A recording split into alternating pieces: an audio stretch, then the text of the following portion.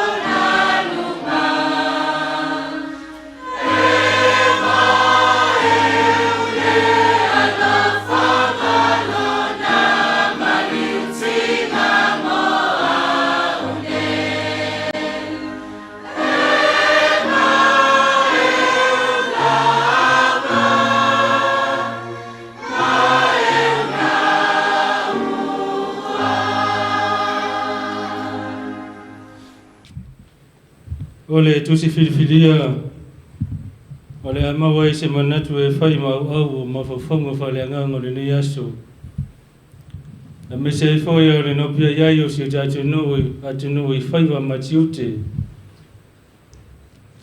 Ole amawa mai le whenga inga fau le tusi le evangelia le tusia e Mātaio. Ole le mta au pue lua sul marifitu. E fia whaitawina le whai au pue lima sul mariva se ia whapau le ono se fulu. E whapea lona whaitawina. Wa ave Iosefa le tino o na au ia lea i le ia lino e mama. Wa tuwai lona tu ngamaufau na foa i le papa. Wa furi atu ia le mātele i le ngoto le tu ngamau. Wa na alua i lea o ia. Ole manatu au tu. O au ole malama. O tatu iai ne neva yaso pa ia. Ole va yaso e wha manatu ina ai pua ngā le whaola.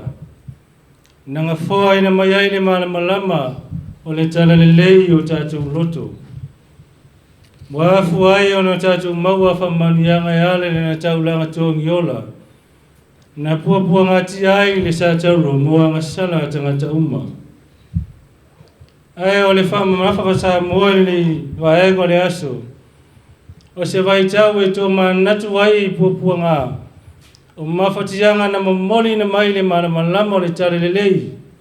O wha malama ina ai i tātou. Mau tātou i lo ai lo na whiringa lo. Pei lavo na ia wha ilo mai na launga wha amu ia o tau. O le malama le lalolangi o tau. E le mawhai o na lilo le ai o tui le maunga. Ia whai e tutu ma tui lalo le me fua i saito. Ai e tutu ma tui lunga le tūlanga la me poina ia pupula atu i whale uma. E whape nā le wha manatu a le whi au e tamonu o le nei fwoi vai tau ta u o le tausanga. Ta tau te manatu natu wai o na pupua ngā mawhatianga. E ui lava ele iaise mea na sala e petua ia. Na ia ofo ato toa atu lo na soifua. E au mai le malama maritongi ola i tangata uma. E whape nā le auma mari wha moe moe le nei lava foi tapu inga sa mua e. Se yo tato manatu le au ino le tala le lei a inga. Le whaso ino le nā lava malama e a fuatu. I ulua i whaia onga i te tonu le a inga. Se i o lava i so lava se no fuanga.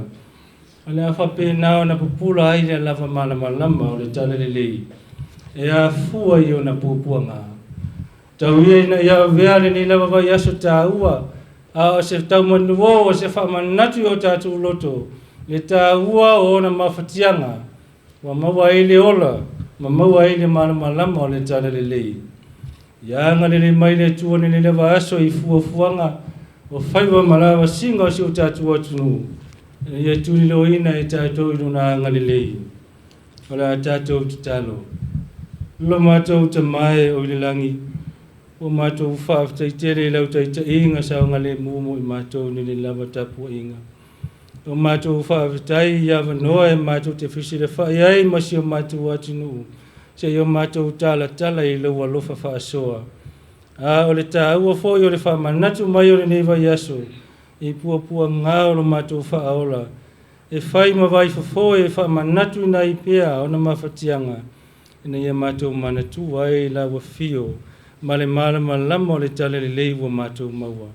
O mātou talonga se ia e whamanuia i le mālotu o tasi o Samoa.